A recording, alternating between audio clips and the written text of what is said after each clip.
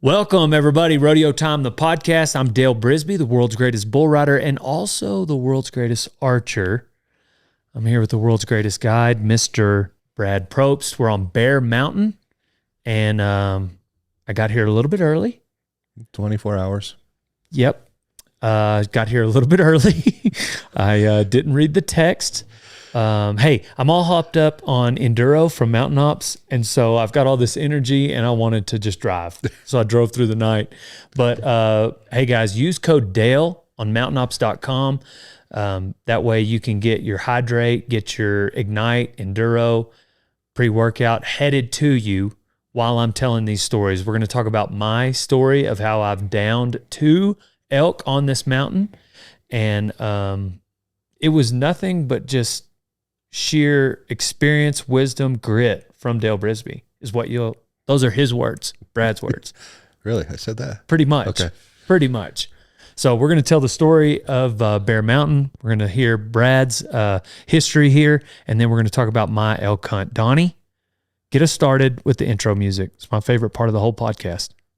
Welcome, ladies and gentlemen. We are in Kremlin, Colorado. We're at Bear Mountain. This is where I go elk hunting every year. This is where it happens. Everybody's always wondering. It's funny how many people ask. They have no idea anything about where do you go? As if they're going to, sure. And then you tell them, you're like, never heard of it. Still nothing. Rabbit Ears Pass? Really? You've never heard of that? Yeah. But it's beautiful up here, especially this time of year. Wow. Yeah, it's the best month of the year for here. Yeah. Sure. Yep. How long have you been on Bear Mountain? Started here in 2008. Just kind of part-time doing some odds and ends, and then hunting season came around and I kind of got to help out a little bit with hunting, and from there it just evolved into where we're at today with this kind of a monster of a hunting operation that's been a blessing and a huge success for us. Yeah. Yeah. What, so you didn't come here originally for that. You've got to learn through the years. Yeah, actually, my story is I actually was a plumber, a master plumber for years, had my own company, and in 2008, the economy was in the tank, and I was just looking for any work I could get, and I had done a remodel at the ranch, and then that was like the only job I had that summer, and they offered, and they said, hey, if you want to do some work, and I did the same thing when I got to this property, and you kind of fall in love with the place as soon as you drive up the road. It's just breathtaking, and so I wanted to be a part of it. And that first year hunting season came, and it was just like, you can be a skinner, you can help out, pack stuff out, and I'd been a hunter my whole life, so I was willing to do anything to be able to get on this place, and it slowly evolved from there. Some people, I was the low man on the totem pole. Yeah. And as a couple years went by, it turned into, well, then at the time we were raising, we had a big bison herd. So it turned into, after hunting season, then they asked if I wanted to stick around and help feed the bison. And so I did that. And then a year or two went by, and then the people above me, they kind of fell off, as it seems like it happens if you work at a place long enough. People tend to disappear, and you kind of, if you're doing the right thing, you kind of move to the top. And that's what I did. And as we went, after a couple of years, like, the managers kind of got run off the place, and I said, if you hire my wife, we can do what's been going on here. And I kind of knew it. I was kind of always a leader. Like, as a young plumber, I was 25 when I got my master's license. So I was a leader from the beginning. So as I was working underneath all these people, I was kind of watching the failures and the mistakes that they were making, thinking to myself, man, I just got to bide my time because I can run this place better than they are. So sure enough, they all kind of disappeared, and Kelly and I took over, and thanks to my wife, we've really made this place just flourish, for sure. Yeah. So you had hunted your whole life. You just hadn't managed a mountain. No. And we had hunted my whole life. My dad always had us hunting. I have 3 brothers, so we were always into it. And oddly enough, like, out of the 4 brothers, I was the one that was kind of the least interested in hunting. I just was kind of a wild child growing up, and I wanted to do other things. But we always hunted. Never had the success that we do here, but we'd kill some animals here or there. And but I think back then, if you'd asked my dad, he said Brad would be the least likely to run a hunting operation in the future. So, but now I live and breathe for it. It's it's like I hunt about 100 days a year. I mean, guiding, but hunt about 100 days a year, and I wouldn't have it any other way. Yeah. I mean, that's 17 years that you've been here. Yep. Wow. A lot of elk, a lot of clients, and yeah, it's. I often think that if this thing goes away, I've always said it's downhill from here, because I just am so blessed right now with this operation and this huge property that I just get to completely control, and so it's downhill from here. And I can't imagine, like you're coming out here for your 1 week of elk hunting. I just don't know if I could survive with that. Like I need to be out all the time. Yeah, more of it. Oh, it's not enough. 1 week would never do it for me. I just don't know how. I think if this ever changes, I think I'll take the whole month of September and try to do different hunts in different states, like some people do. I just am so used to it. Yeah, it sounds like that's what Cam does. I love elk hunting. I really do. I love being outdoors. Like, I don't know if you watch my Instagram, I'm constantly like varmint hunting, pig hunting. If I don't have a big hunt like this planned, then maybe I'll go shoot a deer.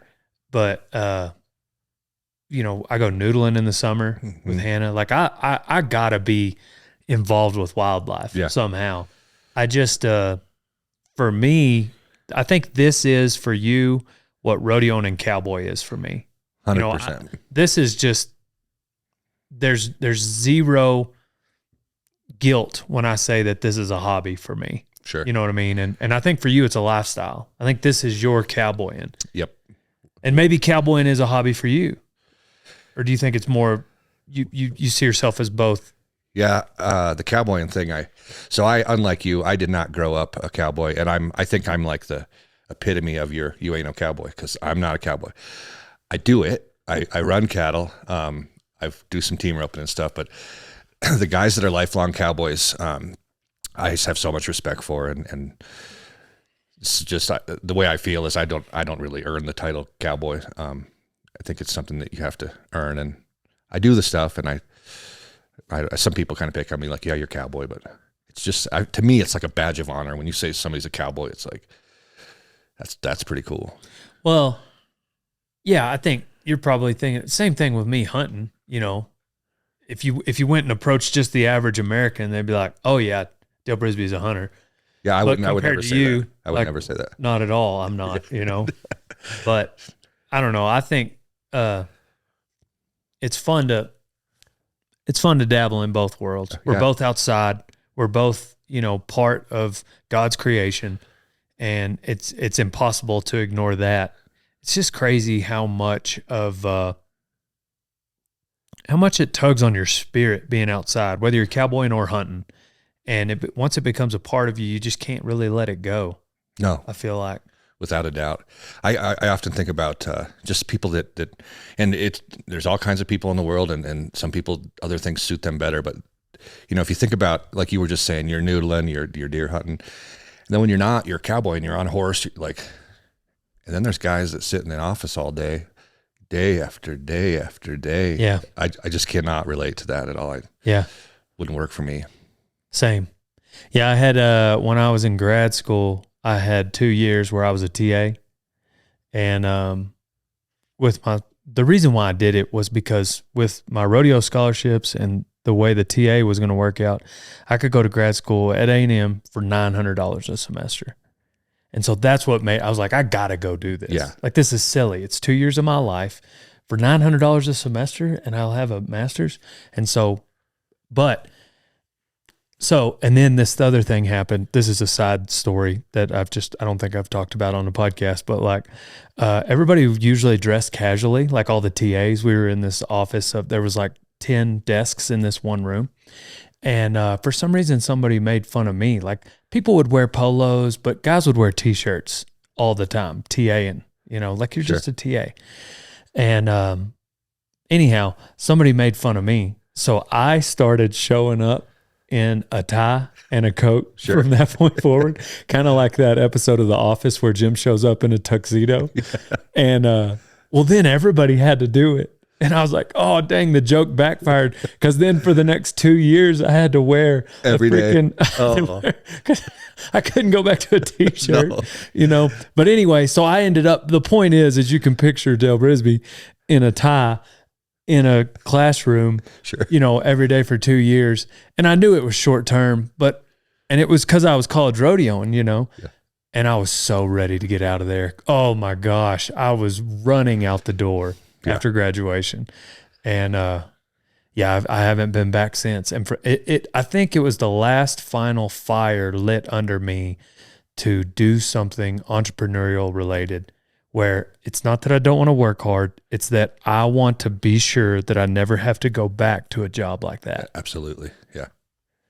And I'm sure that's kind of something. So do you still do plumbing? I try not to. I try to keep it a secret, because once people know you do it, you end up having to do stuff. And I can definitely relate to what you just say. Like, that's always in the back of my mind. Like I said a little bit ago, like, it's downhill from here. And that's kind of what I'm going to fall back on if this ranch gig. I don't know. Oh yeah, that is a pretty good fallback. Yeah, I can pay the bills with it, but I sure don't want to. I did it for a lot of years, and I do not want to have to go back to. Do you loathe it though, or do you just like this better? Oh, I like this better. I'm good at it. Like like new construction stuff, I can show you some like boiler rooms and stuff that I've done. And I very much a perfectionist, and I like things to look really nice. So I wouldn't say I loathe it. My job right now is like, it's a dream job, like what I'm doing right now. And we're trying to expand on that with doing some weddings and wintertime snowmobile and stuff. So it's like, I've just been so blessed and so lucky. I've had, this is my third hunt, and this is the first day, so it's early in the week, but I've been here 2 other times, and I feel like they were crazy different experiences. What was going through your mind? So my first elk hunt, I'll just say briefly before I let Brad tell his side of the story, but it was 4 days long, and I didn't get an elk till the last day. We got in them a lot, but I didn't harvest mine till the last evening, about an hour before sunset. But what was going through your mind the whole time? That you would never get one. God. I didn't. I honestly, but I'll say this to kind of pick on you, but you have executed twice very well when a lot of my clients cannot. But I remember the first day, before we went for the first hunt, and you asked about your glasses. You said, "What do you think about these glasses?" And I said, I hate them. Like, I don't think it's going to work very well. And man, you proved me wrong twice. You were able to keep your glasses on. And I mean, the first one was they were both close, real close shots. Yeah. And I would have bet any amount of money, because I've seen so much over the years, that like, no, you can't wear those, those shiny big glasses, because they're going to see that. And you definitely executed, but I did not think. And then on top of the glasses, anybody that knows Dale knows that he's just for sure fidgety. It cannot sit still. Very impatient. Like that checked the boxes there, I think. So on top of that, we went that whole, just like you said, and we had a couple failures that first hunt. It was like, what? Why did you not shoot that bull? Like, yeah. So I didn't have a lot of hope. But then when you did do it, gosh, it was so impressive. And the video of that, to this day, we have a lot of videos of kill shots and some stuff, but that one is like, stands out. Like, oh, the second arrow, and like, and like, apparently you don't believe in a rangefinder, but you can just know. That's what you told me earlier. You're like, well, I got a new rangefinder this year. I'm like, why? You don't even use it. Like, I'm not sure why you're wasting your money on rangefinders, but yeah. So yeah, the first one, 15, 20 yards the first arrow on the first hunt. And then the second one, I was like, I think my bottom pin goes to 60, and I stacked it to like 75. And I was like, I'm just going to guess. Oh, the second shot of that first bull. The second shot of the first bull. And they were both like one went in this way, the side of the elk, and then the other went the other way. And it was like, you couldn't have planned it. No way. You couldn't have planned it. If you had asked me if that was even possible, I would have definitely told you no way. It made me think about this when I used to sell vitamins in college, and I was like, this lady was talking to me about sales, and she said, when you're talking to somebody, she said, you can say all the right things to the wrong person and it's not going to work. You can say all the wrong things to the right person and it'll work every time. And I was thinking about that as we were walking out this morning, because I was like, I do everything wrong and it's worked out twice, totally. But to me, it's just, I don't believe in luck. I think that I believe that, God blesses us with opportunities, and then it's our responsibility to take advantage of them. And I think that God has absolutely, blessed us as a team, me as a hunter, with those two opportunities. And to me, that's just my ridiculousness proves that God was guiding us through that. That's a pretty good guide to have. I mean, that's who you want in your corner, I guess. Right. But I'm not so arrogant to think he's just going to just drop something in front of me every hunt. Oh, we all need humbled a little bit. Right. Yeah. Yeah. And then that second hunt, opening morning. Yeah. That was incredible. And there again, you got I'm like, go stand over there. That's where I want you to stand. And you're like, couldn't, just we're so anxious because if you've ever elk hunted in the rut, it's like they're bugling and he's like, I'm, the way we set up is, we can't talk. So he's like trying to wave at me like, maybe I should move down to that tree. And I'm just like, sit still. And I could hear the elk coming and I'm already like, this ain't gonna work. He's screwing around up there and yeah. I did want to move. There was some stuff in front of me and I could hear him and I could see him. So then they run up to my right and he's about to go behind a tree, but I draw and turns out there's a bush and a tree. So he's walking behind the bush, then behind the tree. And I'm like, well, dadgum, I guess I can see his silhouette, but I can't see him. It's like, I guess I better let my arrow down. And I realized after I accidentally shot one into the air, back towards the lodge, 50 foot above him, I realized, I don't practice that very often. The letdown. The letdown. Yeah, sure. I always release it. And but when I let it down, I had my finger in front of the trigger, which is, you shouldn't even have to practice that. No. Like that should be obvious. But my heart was pounding. So I accidentally sent an arrow. Donnie thought I was like, did you shoot it? And I was like, it was an accident. Reloaded. He walked out. I think you bugled. I guessed it at about, I can't remember, 35 or 40. I think you said 35, yeah. And hit him and then ran after him and then shot again on the run and then shot like a fourth time where I was just guessing. I think he's behind that bush. But the first one was, the second arrow is the one that killed him. I think some of my other clients that are going to watch this that have like years in a row, put in and done everything right, trained all year long, shot. Not that you don't, but, and like follow everything that I say to a T, and then they go home without something. They're like, how can this joker? 100%. I get it. I'm with you. I don't get it either. That's what I'm saying. Like God has just like, hey Dale, I want you to get an elk this year. And he did that twice. Yeah. And, because who sends off an arrow on accident and then still gets a shot on an unbelievable bull? 2 main beams on the left side. That was a really cool bull. And one of the things I say, we have that big speech, the meeting or whatever. One of the things I always say is, God is going to put, you can pass on a bull, but if, 40 yards or less, if you have a broadside shot on a bull, God has put that bull there because it's so hard to happen. So if you pass on that bull, that's fine. But we've always said that, like, God's going to put the bull in front of you that you're supposed to shoot. And if he's broadside and you are able to draw back, you better be shooting that bull. Yeah. And the first year that I was here in that first meeting, when you said that, I was thinking, I don't know if he's small, maybe I'll wait, but I just didn't know. And now having, been now on my third hunt, it's just like, oh goodness, what a crapshoot, like it's just like, if, like I said, God's not going to just like silver platter every time, but I mean, there's work that you put in as a guide, doing reconnaissance and getting the mountain ready. And then you just kind of have to be in the right spot at the right time. 100%. Yeah. So much has to go right for it to happen. And it's crazy. We talk about this as guides too. It's like, you work so hard and you try so hard and it feels impossible. And then when it does happen, when you actually stick one and he falls down in front of you, you're like, that was easy. Like, I don't know how they're all not like this, but right. It's amazing. So back to the bull that's in front of you. One thing I have told clients in the past is, for me, now not everybody's nobody's like Cameron Haynes. These guys are getting these monster bulls every single year. That's just not reality. And to me, what I've told clients over the years is if you're gonna archery hunt every single year or elk hunt every single year, the real trophy to me is like if you go to a guy's shop and he's got 12 skulls hanging across, like that's the trophy. It's not like they don't all have to be huge, right? It's just the collection of them. If you're successful that many times, that speaks a lot. We have one guide here I think he's killed 18 bulls with his bow.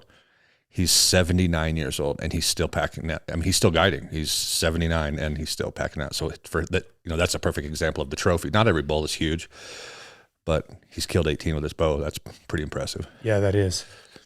Hey, Bro Tater Chip, if you like getting swole-o-matic, then get yourself some Protein on mountainops.com. Hey, or if you just like being healthy, whether you're trying to bulk up, get healthy, have energy, go to mountainops.com and use code Kevin for 20% off. What is it that Cameron Haynes does that does get him big bulls every year? I don't know, but I wish he would tell me because you see him. He's hyper focused on September all year long. So, and he's been doing it forever. He also goes to a lot of places. He goes to a lot of places, and I don't know. I got to assume. I mean, you've met the guy. I got to assume he's had. I mean, when he started, they couldn't all have been fantastic success stories, right?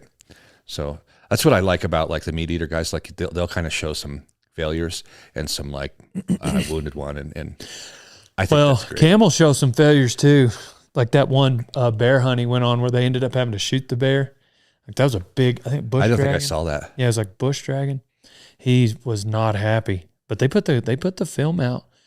But like he will do that. I think one thing Cam does, he is hyper focused on September, and he prioritizes it. He's not going to go to just a spot. Like he's hunted so long, he knows everywhere. Yeah. But I don't know. I put this on that level because there's just so much success on this mountain.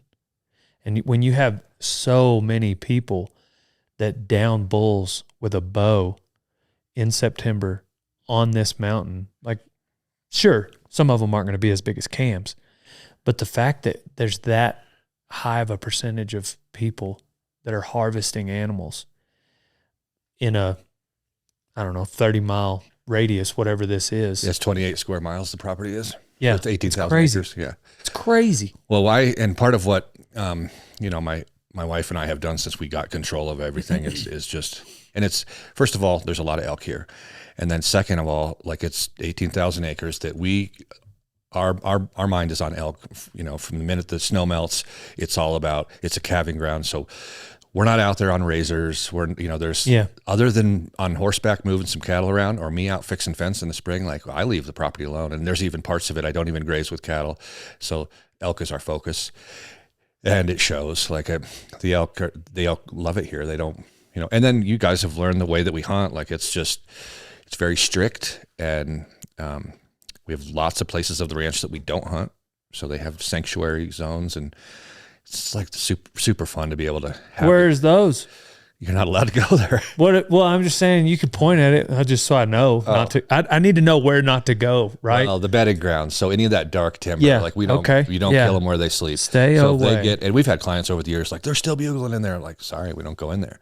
And it's laid out in the contract. Like, here's the deal. There are some rules that are going to be followed, and then the guides have a set of rules that they have to follow. Like, we don't go there. And when we get into elk.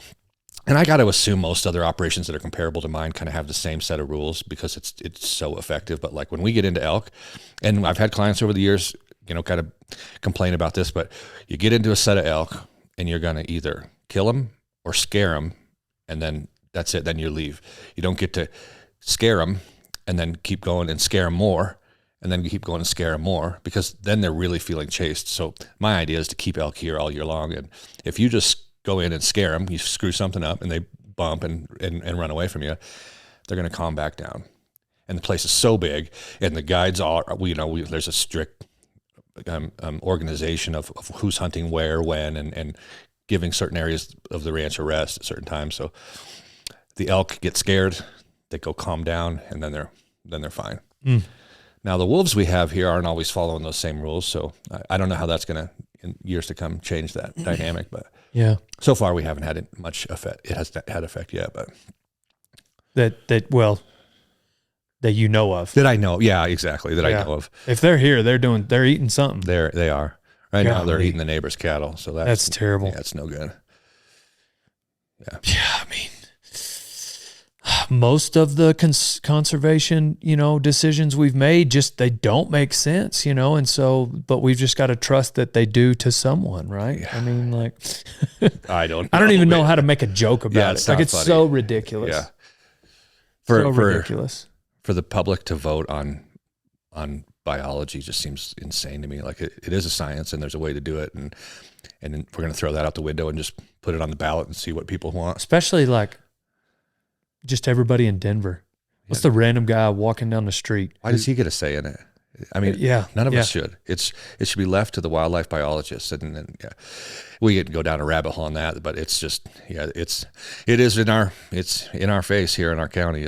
They dropped the first batch they dropped in Colorado was in our county, and now they've moved in and are killing. I have two different friends who have, well, I think more than that, maybe 3 or 4, but 2 that they have lost quite a bit of cattle. Golly, yeah, it's so ridiculous, especially how much cattle are bringing now. You'd think that maybe the state would reimburse you for that. Well, they do.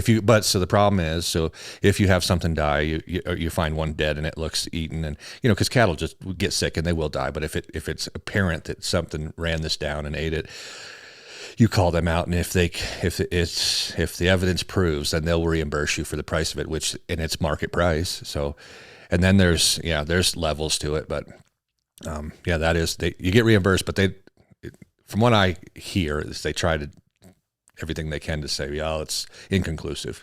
You can't. Oh yeah, imagine. I mean, they're trying to say it's not a wolf for sure. The government's gonna. Yeah. So it's one less thing that they can say the wolf did bad, and also they don't have to pay you. Yes. Yeah. Or what if we just don't turn out wolves? Yeah. There's an idea. Yeah.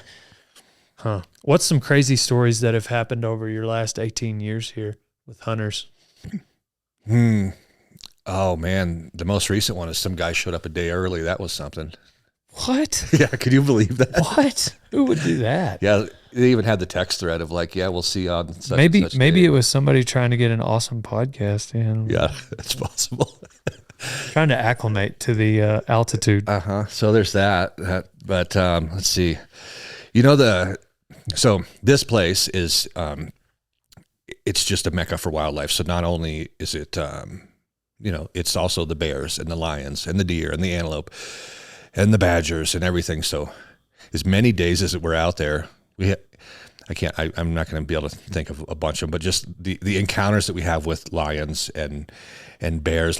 Week 1, we had a guy have a bear kind of bluff charge him. He's sitting at this tree that we put him at, and he said the way he told the story was the bear kind of came up at him and it was kind of like trying to scare him away. And that's not how bears are supposed to behave. They're supposed to turn and run as soon as they see you, but some bears don't follow the script. And I was hearing this story just thinking, man, how did you not pee yourself? And he said, I've hunted bears before, but I was just thinking to myself, if it was me, I would be scared. Or if it was a client who's never, ever been around a bear, like you would just die, like getting charged. And then we had a bear on that front porch looking in the window last week. Dang. Yeah, I got some pictures I'll show you later of that. But a lion jumped over a guy's backpack one time. This was actually a really cool story because we had some film of it. This was one of my other guides. How did this go? The 2 archery guys are set up kind of away from each other, and I think the guide was with one of them. And this guy that's over here sees this lion kind of stalking up on these other hunters. So what does he do? He gets his phone out and starts filming the lion about to pounce on the hunter and the guide. And so we picked on him. We're like, well, you're a real good friend. You got some video, but you didn't scare the lion away. Well, as soon as the lion got close enough, he realized those were humans that he was about to pounce on. So he freaked out and bolted towards the guy that was filming. And he said, he had his backpack right next to him. He said, that lion jumped right over my backpack, like as he's sitting there filming. So wow. Yeah, pretty wild story. But a lot of lion encounters and a lot of bear stuff. Here's a really good one too. I really enjoy getting footage of, if you can, like obviously you guys are for your content and stuff, but just over the years we've always tried to film stuff. And One of my guys, Chris Brandt, he got this video of a husband and wife who they doubled in like 60 seconds. The guy, and I have this video, I'll show you later, but the husband, just right place, right time. He shoots an elk, arrows this elk at 2 feet away. So from me to you away, literally, and all on video. So the camera rolls, shoots this bull at 2 feet as it comes by him. And then within the 60 seconds, then the guide pans over to the wife. She has the bull come at 10 yards. So 2 feet and 10 yards in 60 seconds. They double. They both get them down? Both down, and they land right by, like 60 yards away. They both die right by each other. So big bulls? Yeah, I mean, I think they were both like good fives, not like they weren't, but still that close is so cool. No, yeah, exactly. And then we kind of joked about it, but the next year they came back and they're like, well, we're going to double again. I'm like, no, you're not. That's never going to happen again. No, that was a lightning strike, and that'll never happen again. Yeah. So those doubles are fun. You do, as a guide, you only get a handful of those in your career where you can, like, in one morning hunt, one guy shoots one, and this time of the year when there's all these bulls around, fighting for the control of the harem or whatever. So like when you do shoot one, you're like, just stay quiet, stay still, because it's still happening. And those it's are more likely in the morning than the evening. I don't know. Morning hunts are usually more exciting. I think they're both as successful, and the evening you're there and you kind of set up waiting for them to come out to you. In the morning, you're trying to kind of get in front of them or get in on them and pull something away. I don't know that I would say. I think it's just as likely either morning or evening. I mean, my first one was an evening. And then the second one was a morning. Yeah, your first one was cool. We sat there for a while and just out of reach. We're watching them elk do their thing, and that big 6x6 is the one we wanted. Yeah. And he didn't cooperate, but the other guy did. What about poachers? Dealt with any of those? Yep, we have our share of that, and I guess one story there. This is a good story. Is several years ago.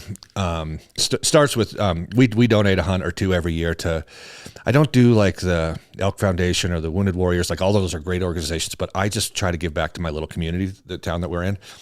So I try to if I'm going to donate it, I want it to be connected to my people in my town. So we donated that year to the medical foundation, the hospital, and they auctioned a hunt off. So good on us for doing it. The guy that bought it, good on him for buying it. So it's a one-on-one hunt. So it's me and this gentleman, and we go to the backside of the ranch to go hunt, and because we'd been seeing some elk over there, and So we start on the hunt. Well, turns out this gentleman that I'm guiding, he was an ex-federal officer. He was in Waco for the 52-day standoff or whatever that was. He was there the whole time. So, and he's a big guy, much bigger than I am.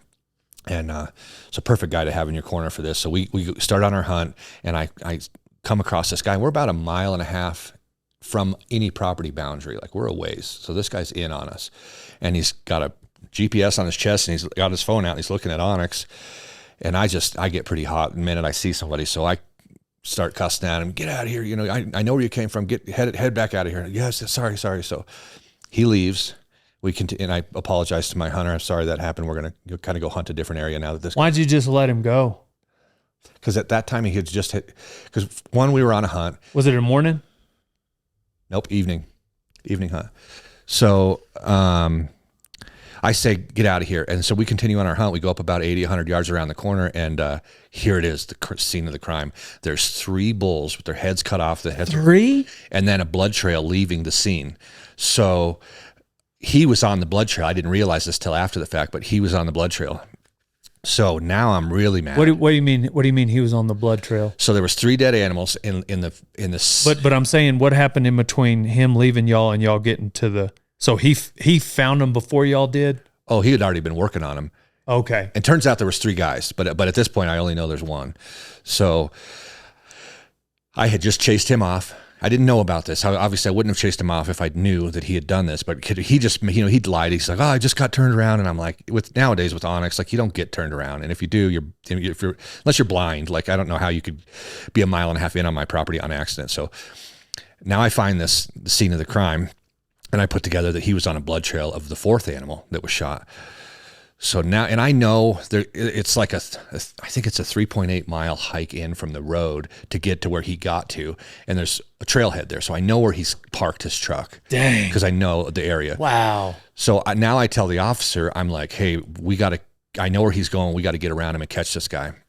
And the officer, I'll never forget that the client was like, hey, it's fine with me. I love hunting humans. And I remember thinking at the time, like, yeah, we're hunting a human now. Like, this is wild. You were like, oh man, so maybe we should stick to the elk. so we head up and I know where to go. And then literally we are hunting a human now. And before we get there, the guy, the ex federal officer, he says, hey, when we get there, this was rifle season. When we get to him, we need to disarm him. We need to take his rifle. And I remember thinking, seems ballsy, but yeah, I like it. Let's do that when we get there. So sure enough, I get above him because I know the saddle he's going to have to hike through. And we're just sitting there waiting for him. And he comes up like this and he sees us and you could just see the life fall out of his body. He's just like, you found him, huh? And I was like, you damn right, we found him. So I said, give me your rifle. And he's like, I'm not giving you my gun. And I said, either you're giving it to us or I'm taking it. And he just goes, so he hands me the rifle. Then the officer gets on the guy, and he's not an officer anymore. He's not even on, definitely not on duty. And he's works for the hospital now. He's not even on duty, whatever. He frisks the guy. I remember that he frisks him and for a pistol or whatever. And yeah. So nothing. So it was like it felt like we were cops, So I'm sure. I mean, I don't know. That sounds like just good due diligence there. Like, hey, let's make sure we're not going to get. Yeah. I mean, they're okay with breaking the law. Oh yeah. Obviously. Oh yeah. Absolutely. More than okay with breaking the law. He probably doesn't want to get caught. Oh, and we're in the middle of the woods. You might be able to get away with it. Like, yeah. Yeah. It's.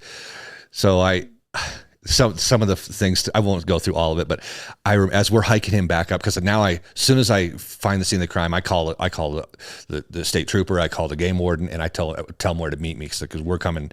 I think I made the call and then I called again. I said, okay, we got the guy. We're hiking him out to the trailhead. And one of the statements he made is he said, I've been hunting for 40 years and I almost never trespass. Like, almost never. It's pretty good. So if you knew how rare this was for me, I hardly ever. You would probably not be as mad. Oh, and then the other thing he said, I've been hunting for 5 days and all the elk are down on you. I'm like, yeah, well, yeah, it's just pay for a hunt and you'll be able to get. And then it was about the money because I said, this guy paid for a hunt. And he bribed me, he's like, I'll pay you for all 3 of these bulls, whatever your hunt price is. I'll triple that. And I said, the wheels are in motion, buddy. It's too late. It's too late. Yeah. So we hike him up and I'm like berating him the whole way. And he had just had this massive adrenaline dump. Like he's just like done. Like and we're hiking uphill and I'm just like the whole time, just like cussing and swearing at him. And he wouldn't give me his ID. I've caught many trespassers over the year and what I want is a picture of their ID just in case they get away. So he's like, nope, I don't have my wallet. I don't have it. And so we're hiking out and I'm just the whole time like telling him what a piece he is, just cause I'm mad. And he's sick of it. And he said, look, if I let you have a picture of my ID, because now he has, he said, if I let you have a picture of my ID, will you just let me walk up to the officers and you guys go back your way and you just let me go. And I said, all right, you got a deal. If you let me have a picture of your ID, I'll let you go. So he pulls out his wallet. I take a picture of his ID and I'm just like, all right, let's go. We're hiking. Well, you said you were going to let me go. And I said, I almost never lie, man. But I lied about that. And I almost never lie. So did he kill all 3? So he took the fall for it all. Turns out, so on the GPS he had on his chest is a Rhino 500, and I am familiar with it. And it's like a Nextel or like a walkie-talkie. So I'm like, who's with you? And I don't remember exactly how this fell out, but turns out his brother is an acquaintance of mine. We've snowmobiled together. Like we're not buddies, but we had done something. He was friend of a friend. So I don't forget. Oh, because I had gotten a picture of his ID, so I knew his last name, and then it clicked to me. I was like, "Your brother's up here with you." And his name was Brad actually as well. So I'm like, it all came together. I'm like, "You're not alone. Your brother's up here with you." So call your brother on the walkie-talkie, and he wouldn't. So I call my buddy who knows this guy, and I get his cell phone number. So I call him, and I'm like, "Brad, I got your brother. I know you're here somewhere. Come to us. And I know you know where we're at because these GPSs talk to each other. You can see where your partner is." Dang. So This is a really cool part of the story too, so with the officer. So he says, yeah, we're going to come to you. I know where you're at. We're coming. Well, they were horseback. Him and his buddy were horseback. So they had hauled the elk heads out, which is the last thing that's supposed to go out. So they had hauled the elk heads out and were coming back to grab the meat to make their trips out. So the officer, now, we all know this, that these guys are coming to us, 2 guys. I don't think we knew they were horseback yet, but he says, I'm going to drop back for cover fire in case these guys come out of the woods and try to pin us down, and which would have never happened. Oh, the officer said that. The officer says, I'm going to drop back 100 yards and you and this poacher, you keep hiking and I'll be back so that when they come to you, I'll have a gun. Yeah, they can't pin you down, ambush us. And yeah, so there'll be dang, that's good thinking. It was really good. And I had never thought of it. And I was like, it's brilliant, man. Yeah, you do that. So, so they come out of the woods on their horses and I, same deal, just cuss and swear and follow me. So they didn't. They were defeated at that point. So now 2 of us did follow you. They did. Yeah. They knew they were busted. So we walk out, and then the officer's there, and I remember to this day, actually, that the game warden just retired, but he was a great guy. We got along really well. But he said to that day, I'm sure he never got a big one, but that was the biggest ticket he had ever written, because they got him for everything. Like, it was trespassing, it was waste of meat, it was hauling the heads out first, it was a whole list of stuff. So yeah, but so they all got tickets, but the guy that I caught, he took the fall for it all. Said he did it all, which I don't believe, that you can drop 3 bulls and wound another one all in a footprint of this building that we're sitting in. They were all like right in one little spot. I don't know how they did it. Well, they had to have just been boom, boom, boom, boom, boom, boom, boom. All 3 shooters just start shooting and then drop them. Had you not heard gunshots? No, because it was, so those later seasons, I think that was 3rd rifle. Sometimes them elk will come out in the middle of the day to sun. Oh, they might've been out there. I think that's what happened. And we were probably in here visiting midday or having lunch or something, but we didn't. A lot of times you do hear shots and you don't think too much of it because the national forest is that way, and that's another reason why the hunting can be so good here, is there's so much pressure on the national forest that's just right that way. So it keeps the elk kind of locked in here. So it's not uncommon for us to hear shooting and not do anything about it, because it just sounds like it's that way. Dang. Yeah. So that guy, end of story, is that gentleman lost his privileges to hunt and fish in 48 states. He didn't go to jail? I don't know. I don't think he went to jail, but he got a massive fine and then lost his privileges to hunt and fish for the rest of his life. The rest of his life? Yes. Good. So apparently there's 48 states. 2 states, I think it's Delaware and Hawaii, are not part of this pact that, like, if you commit a crime, wildlife crime big enough, that all the states team together and say, yeah, you can't come to Alaska and fish just because you lost your privileges in Colorado. So I think that's the way I understand it. I think that's what it is. That's good. That's the way it should be. Oh, yeah. Yeah. I don't know. I feel like he should have jail time. Yeah, I was pretty hot about it, and it's, yeah. And over the years I've caught a lot of people, and I make a point to do everything I can. And when I first got here, the officer was like, don't call me if you're not going to follow through and prosecute. Cause if I catch you trespassing, I have I can make the decision, like, I just slap him on the wrist, let him go, or we're going to prosecute to the fullest. So we've made a point of anybody we catch, we're going to prosecute, Yeah. I guess, why would you not? I don't know, but they didn't before me. Before I got here, they were just like, they would just yell at him and say, get out of here. But I will if there's a hiker in the summertime. It's just not allowed. I wouldn't go in your backyard and do anything on your place without permission, right? Yeah. You just can't do it. So. Yeah. Dang. Yeah. That was a long-winded story there. So no, that's intense. That's crazy. That is not the way I think most poaching incidents start, happen, or finish. Yeah. Yeah. Most of the time it's maybe a hunch. You just find the elk. Maybe you saw a truck. There's tracks. I feel like that's most of the time. So the area that I caught him in, and it was already called this before this incident, but we call it Poachers Alley. It's up against the national forest. So we have all these names of the places that we hunt, and that location has been named Poachers Alley because of what you just said. You go up there and you'll find like the rib cage, and it wasn't none of us. Right. And it's like, somebody got one on us, and that happens every year. We'll find more in rifle. No, Well, I don't think so. Because honestly, archery is pretty easy to get away with. We've tried hunting. We've tried making a better presence out there, and I got some trail cameras up now, so that I can at least be a little bit more effective at monitoring that part of the ranch because it is up against the forest. But it's a tough one to monitor because you can't have a guy out there all the time. That's kind of counterproductive for your elk hunting. You can't have just a guy just like patrolling up there. So. Did it, do you feel like that guy getting caught, you prosecuting, do you feel like it made an impact on poachers that would have come after him? I think so, honestly. And I was so hot about it. And because of the guy, I knew the family, I was an acquaintance of the guy. So I went to the local newspaper and we did a whole front page spread, told the story I just told. We told that whole deal. In the paper. So and that was my whole idea is like, look, let's get this story out there so that they know. That's a good. Brad has no patience for this. And so they'll nail your ass to a wall. That's it. Yeah. Dang. So what future plans do you have for the ranch? Actually a lot. We are trying to get to where so we have the ranch it's 18,000 acres, and I think there's 6 different lodging options as far as there's a camp that has 3 little cabins, and then there's a few 3-bedroom houses, and then these big lodges up here. And over the years, we've never really done anything with them. And now we're going to start trying to rent them out, and then because I think the ranch can sleep 65 people, and then as you guys saw out front there, I'm kind of seating an area to have a wedding venue. So. Now that my kids are grown, my son's just moved off to college. So now it's just my wife and I, we're empty nesters. So we have a lot more time to just try to do all these other, but there's a lot I want to do. I think I have the idea of having a marathon or something like that. Cause there's over 50 miles of dirt road on the ranch. So you could have an ultra marathon or something like that. Oh, dang. Yeah. That's a good idea. And I think with all the mountains and stuff, you can up and down and up and down. So, wow. I have a lot of weddings are a big thing, lodging, and some events, I think is what we're going to do.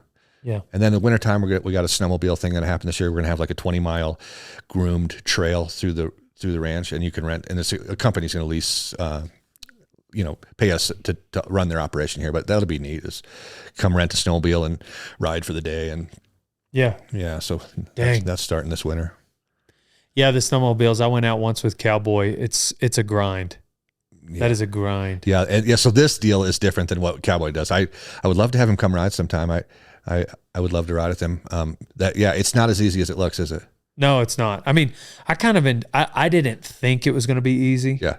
So I was anticipating, being pretty tired. Sure. But yeah, it was a lot different than it's almost just so much work for me. Too much work. Yeah. That's what my wife says. She's like, yeah, I'm not. When we first got snowmobiles, and it looks like a ton of fun, but it's just not if you don't have the hang of it. But once you get the hang of it, it's like it's nothing better. Right. I love it. Yeah, I can see that. Yeah. So, would those be elk right there, or would those be cows down there? Pairs down there. Oh, those are probably elk. I bet those are elk. Yep. Maybe we should go after them. Yeah. Cool. Well, this is third week? Third week of archery, yep. Cool. Yep. So this is when they really start heating up? The rut's just starting to fire up now, yeah. We're in for, last week was good, and we're in for a better week this week. I'm excited to get back out there. Nice. Where are we going tomorrow morning? The gar hole. Okay. Yeah. Okay. That's my plan for you, yeah. You need humbled a little bit. I mean, you've killed 2 in a row. I think we got to. What? Yeah. That's not how it should go. No, we're going to go to the bear crawl. I already put my pick in. And that's fun too. Like with the guides out here, we all it's kind of like a rotation of where everybody's going to hunt. And there's not a bad place to hunt on the ranch, but we're going to go up the bear crawl. And any of my clients that watch this, they're going to know what I'm talking about, and they're going to think it's a good pick. Where's the bear crawl? Kind of over towards Double X, which is a new property that we got a few years ago. It's right on the Continental Divide. So that's cool because that's where the elk tend to be, on the divide. So it's going to be a steep climb in the morning and then a cold sit, trying to, hopefully knock one down. Is it just me going with you? No, the hunt winner. Gotcha. Yep. Cool. Yeah. I think his name's Matt. He'll be here in just a little bit. He better keep up. You better. Hey, look, man, we're hunters. Keep up, Matt. Well, thank you to Mountain Ops for having us out. Thank you to Bear Mountain for having us out. We're gonna have a good week of hunting. Yeah. Unless you thought of another story you need to tell. No, I'm good. Well, I'm gonna go get my bear tag. Yes. While we're waiting on the actual clients to show up when I was supposed to show up. So I'm gonna go up to Steamboat, maybe hit some slopes, grab a bear tag, come back in time for dinner, shoot my bow. Come back for the 2:00 check-in. Yeah. Yeah, it's good. Cool. I'm Dale Brisby. You guys check out use code Dale on mountainops.com for 20% off. Check out rodeotime.com. Love you guys. Pow, pow.